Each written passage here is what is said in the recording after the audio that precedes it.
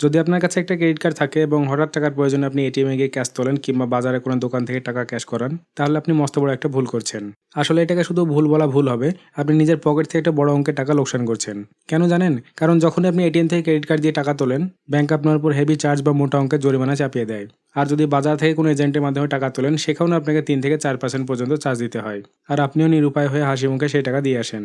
কিন্তু আজকের এই ভিডিওটি আপনার জীবনে অনেকগুলো টাকা বাঁচাতে চলেছে, কারণ আজ আমি আপনাদের এমন একটি চমৎকার অ্যাপ্লিকেশনের কথা বলবো, যার মাধ্যমে আপনি ঘরে বসে আপনার ক্রেডিট কার্ডের টাকা সরাসরি নিজের ব্যাংক অ্যাকাউন্টে ট্রান্সফার করে নিতে পারবেন। আর সবচেয়ে বড় চমক কি জানেন? একবারে 0% চার্জে। হ্যাঁ, আপনি ঠিকই শুনেছেন, একদম বিনামূল্যে, কোনো এক্সট্রা চার্জ ছাড়াই। তাই আপনিও যদি এতদিন ক্রেডিট কার্ড থেকে টাকা তোলার চক্করে নিজের কষ্টার্জিত পয়সা এভাবে নষ্ট করে থাকেন, তবে আজকের এই ভিডিওটি আপনার জন্য অত্যন্ত গুরুত্বপূর্ণ। একটু স্কিপ না করে শেষ পর্যন্ত দেখতে থাকুন। চলুন আর দেরি না করে সরাসরি চলে যাওয়া যাক মোবাইল স্ক্রিনে। আমি আপনাদের লাইভ প্রমাণ সহ দেখিয়ে দিচ্ছি যে কিভাবে ঘরে বসে মোবাইল ফোন ব্যবহার করে খুব সহজে ক্রেডিট কার্ডের ব্যালেন্স নিজের ব্যাংক অ্যাকাউন্টে ট্রান্সফার করবেন। সঙ্গে থাকুন, দেখতে থাকুন।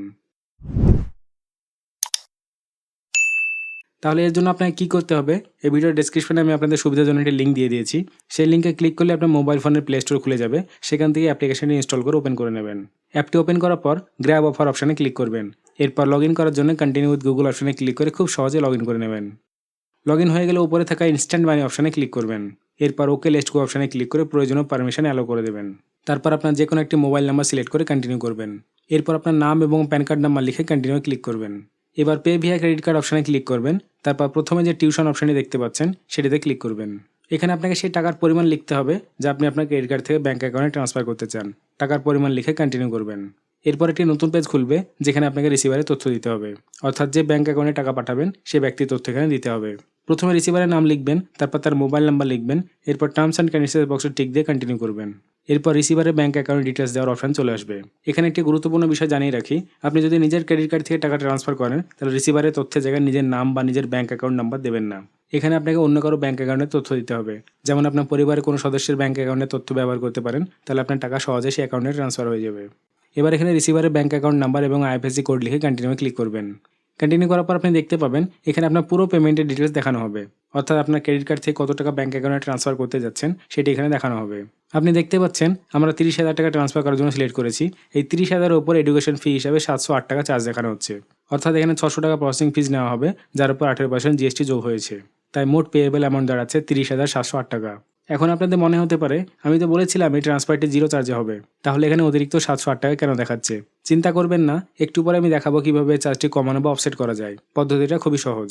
এখন আপনাকে কী করতে হবে দেখুন, নিচে স্ট্যান্ডার্ড ট্রান্সফার নামে একটা অপশন দেখতে পাবেন। এর অর্থ হলো এই ট্রান্সফারের ক্ষেত্রে প্ল্যাটফর্ম চার্জ প্রযোজ্য হবে এবং টাকা প্রায় 48 ঘন্টার মধ্যে ব্যাঙ্ক অ্যাকাউন্টে পৌঁছে যাবে। তবে এই চার্জটি কীভাবে কমানো যায় সেটা এখন দেখাচ্ছি। এবার প্রসিড টু সেন্ড অপশানে ক্লিক করবেন। এরপর আপনার মোবাইল ফোনের স্ক্রিনে কুপন কোড এন্টার করার একটা অপশন আসবে, যেখানে এন্টার কুপন কোড লেখা থাকবে। এই কুপন কোডটি আপনার জন্য ম্যাজিকের মতো কাজ করবে। স্ক্রিনে যে কুপন কোডটি দেখানো হচ্ছে সেটি এখানে ব্যবহার করতে হবে। আপনার সুবিধার জন্য এই কুপন কোডটি আমি ভিডিও ডেসক্রিপশনে দিয়ে দিলাম। তাহলে আপনি এই কুপন কোডটি এন্টার করার পর যখনই অ্যাপ্লাই বাটনে ক্লিক করবেন, দেখতে পাবেন আপনার কুপন কোডটি এখানে সফলভাবে অ্যাপ্লাই হয়ে গেছে, যেখানে আপনাকে জানানো হচ্ছে যে গেট 50% অফ অন প্রসেসিং ফিজ, অর্থাৎ আপনার যে প্রসেসিং ফিজ রয়েছে তার উপর আপনি 50% ছাড় পেলেন এবং তার সাথে সাথে কুপনের মাধ্যমে অতিরিক্ত 50% ক্যাশব্যাক পেয়ে যাবেন। অর্থাৎ সব মিলে যদি বলা যায়, আপনার এই চার্জেস অর্থাৎ ট্রানজ্যাকশনটি সম্পূর্ণ ফ্রি হতে চলেছে। আপনি স্ক্রিনে দেখতে পাচ্ছেন কুপন কোড অ্যাপ্লাই করার পর চার্জের উপর 50% ডিসকাউন্ট ইতিমধ্যেই পাওয়া গেছে। এখন অতিরিক্ত চার্জ হিসেবে মাত্র 354 টাকা দেখানো হচ্ছে, কিন্তু এটাও আপনার 0 হয়ে যাবে। কিভাবে হবে তা আমি আপনাকে আগে বলেছি। এই ট্রানজ্যাকশনটি করার পর অ্যাপ্লিকেশনে আপনি অতিরিক্ত 50% ক্যাশব্যাক পেয়ে যাবেন, যার মাধ্যমে পরবর্তীতে আপনি অন্য কোনো ট্রানজ্যাকশন করলে সেখানে ছাড় পেয়ে যাবেন। তাই আপনার এই প্রথম ট্রানজ্যাকশনটি প্রায় কোনো খরচ ছাড়া একদম ফ্রিতেই হয়ে যাচ্ছে। এবার এখানে প্রসিড টু সেন্ড বাটনে ক্লিক করবেন।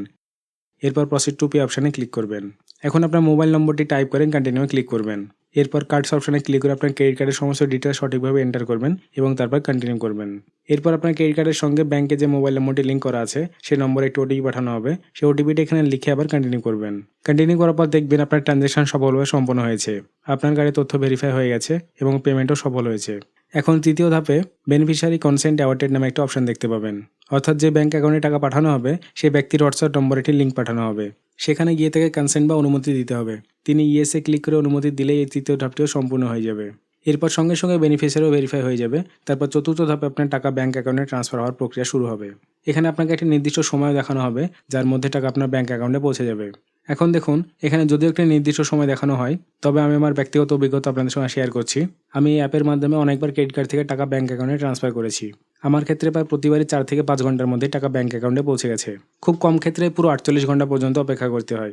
তাই বেশিরভাগ সময় খুব অল্প সময়ের মধ্যেই আপনার টাকা নিরাপদে ব্যাঙ্ক অ্যাকাউন্টে পৌঁছে যায়। তো দেখতেই পেলেন ক্রেডিট কার্ড থেকে ব্যাঙ্ক অ্যাকাউন্টে টাকা ট্রান্সফার করার পদ্ধতিটা কত সহজ। ঠিক একইভাবে আপনিও বাড়িতে বসে শুধুমাত্র মোবাইল ফোন ব্যবহার করে এই অ্যাপের মাধ্যমে আপনার ক্রেডিট কার্ড থেকে সরাসরি ব্যাঙ্ক অ্যাকাউন্টে টাকা ট্রান্সফার করতে পারবেন এবং অপ্রয়োজনীয় চার্জ থেকে নিজের টাকা বাঁচাতে পারবেন। আপনাদের সুবিধার জন্য এই ভিডিও ডেসক্রিপশনে আমি অ্যাপের লিঙ্ক এবং কুপন কোড দুটোই দিয়ে দিয়েছি। তাই ভবিষ্যতে যদি কখনো ক্রেডিট কার্ড থেকে টাকা ব্যাঙ্ক অ্যাকাউন্টে ট্রান্সফার করতে চান, তাহলে অন্য কোথাও যাওয়ার দরকার নেই। বিশেষ করে এটিএম থেকে ক্রেডিট কার্ড দিয়ে ক্যাশ উইথড্র করার চেষ্টা করবেন না, কারণ সেখানে সাধারণত ব্যাংক অতিরিক্ত চার্জ ও সুদ কেটে থাকে। তাই ভিডিও ডেসক্রিপশনে দেওয়া লিঙ্ক এবং কুপন কোড ব্যবহার করে সহজে ট্রানজ্যাকশন করুন এবং যতটা সম্ভব খরচ বাঁচান। আশা করি আজকের ভিডিওতে শেয়ার করা তথ্যগুলো আপনাদের ভালো লেগেছে এবং উপকারে আসবে। যদি ভিডিওটি ভালো লাগে তাহলে শুধু নিজের মধ্যে সীমাবদ্ধ রাখবেন না, অবশ্যই আপনার বন্ধু এবং পরিবারের সঙ্গে শেয়ার করবেন। আর যদি এখনও আমাদের চ্যানেলটি সাবস্ক্রাইব করে না থাকেন, তাহলে অনুরোধ করব একবার অবশ্যই সাবস্ক্রাইব করে পাশে থাকা বেল আইকনটি অন করে রাখবেন, যাতে ভবিষ্যতে এমন গুরুত্বপূর্ণ ভিডিওর নোটিফিকেশন সবার আগে পেয়ে যান। তাহলে আজকের ভিডিওতে এই পর্যন্তই। আবার দেখা হবে পরবর্তী ভিডিওতে নতুন কোনো তথ্য এবং নতুন কোনো আপডেট নিয়ে। ততক্ষণ পর্যন্ত সবাই ভালো থাকবেন, সুস্থ থাকবেন। ভিডিওটি দেখার জন্য আপনাদেরকে অসংখ্য ধন্যবাদ।